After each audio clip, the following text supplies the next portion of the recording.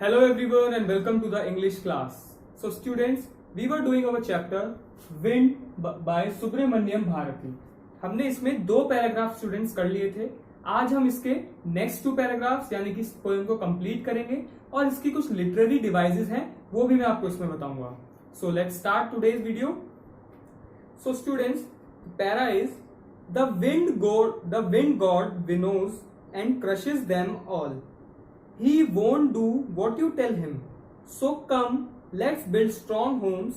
Let's join the doors firmly. So students, ये क्या कह रहा है यहाँ पे?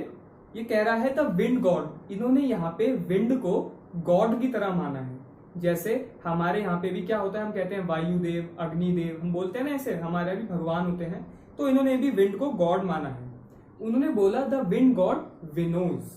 अब बच्चों, ये विनोज क्या होता है? ये विनोज होता है एक साइंटिफिक टर्म है. ये आपने अपनी साइंस की बुक में पढ़ा होगा.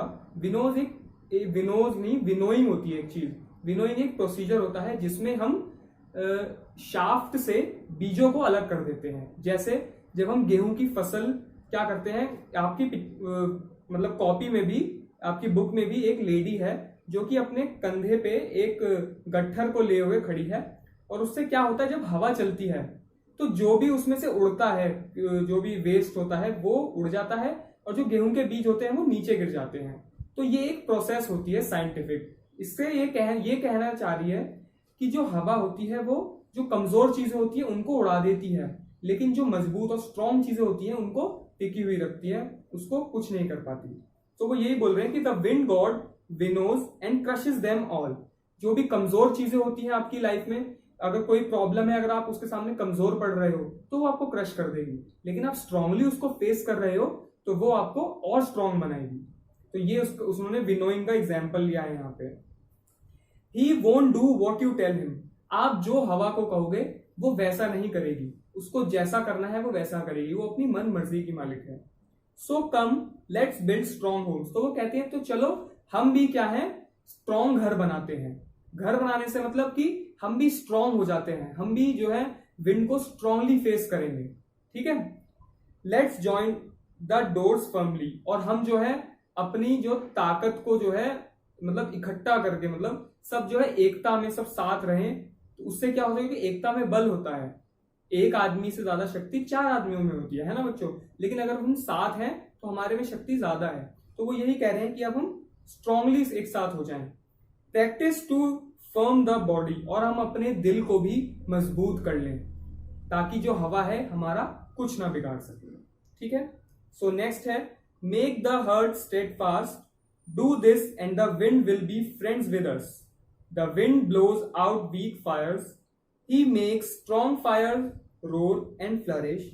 His friendship is good. We praise him every day. So वो क्या कहती हैं कि make the heart steadfast. हम अपने दिलों को भी मजबूत कर लें. और उसने बोला है कि विंड जैसे कुछ भी चीज होती है, अगर हम उसको हमारी दुश्मन बना के करेंगे तो वो हमारे लिए डिफिकल्ट होगा. लेकिन अगर हम उसी चीज को, उसी प्रॉब्लम को अपना फ्रेंड बना लेंगे तो वो हमारे लिए करना चीज थोड़ी सी आसान हो जाती है. ठीक है. तो इन्होंने यहाँ पे एग्जाम्पल दिया है. जैसे मैं आपको एग्जाम्पल देता हूं कि एक सपोज करो एक दिया है, ठीक है, और हमने उसको बाहर रख दिया और बहुत तेज हवा चल रही है. तो क्या होगा, वो जो दिया होगा ब्लो आउट हो जाएगा, बुझ जाएगा. लेकिन अगर उसी तरफ अगर किसी जंगल में आग लगती है, आपने देखा होगा रिसेंटली ऑस्ट्रेलिया के जंगलों में आग लगी थी, तो वो जो आग है वो बढ़ती रहती है क्योंकि वो बहुत पावरफुल होती है. अब वो हवा तो किस लिए बढ़ती है, वो आग हवा की वजह से, क्योंकि जब तेज हवा चलती है तो आग फैल जाती है. अब ये देखो, ये वही सेम हवा है जो दिए की आग को बुझाती है लेकिन जंगल की आग को बढ़ाती है. तो दोनों में क्या फर्क है, जंगल की आग स्ट्रांग है, दिए की आग वीक है. तो इससे कहने का मतलब कि जो हवा है वीक को वीकर बनाएगी और स्ट्रांग को स्ट्रांगर बनाएगी.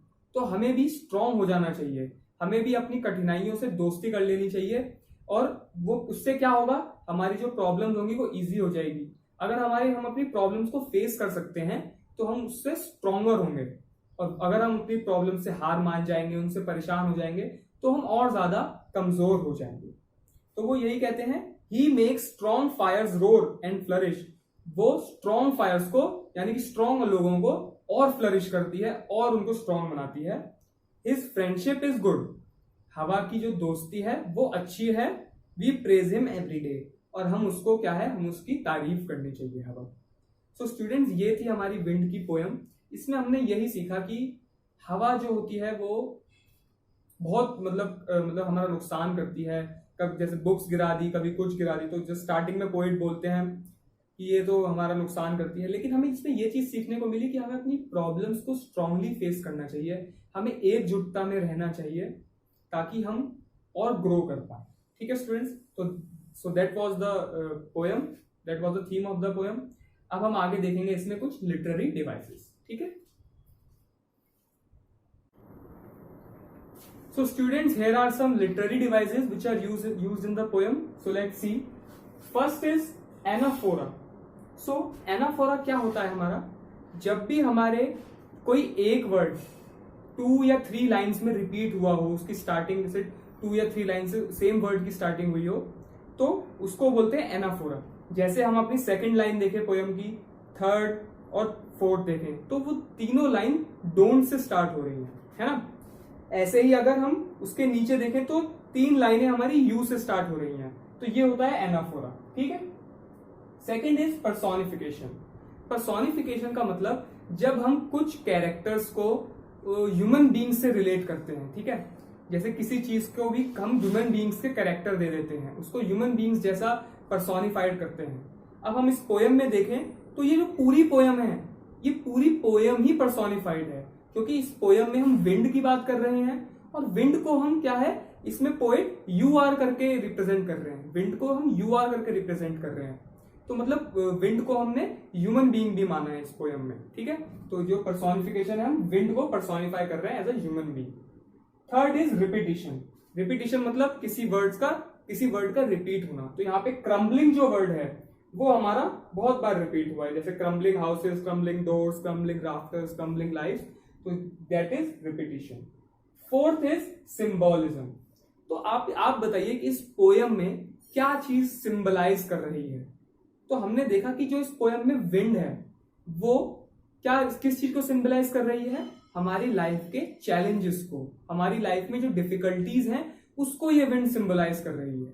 ठीक है, and the last is alliteration. Alliteration आपको मैंने पहले भी बताया था कि जब दो वर्ड्स जो कि मतलब एक ही लेटर से स्टार्ट होते हैं और क्लोजली प्लेस्ड होते हैं, उसको बोलती है एलिट्रेशन। जैसे इसमें है विंड विनोज और वूंड वॉर। ठीक है, so that's all for this video. ये कुछ लिटरेरी डिवाइसेस थी। होप आपको ये पोएम समझ में आई हो। So all the best, keep studying. Thank you.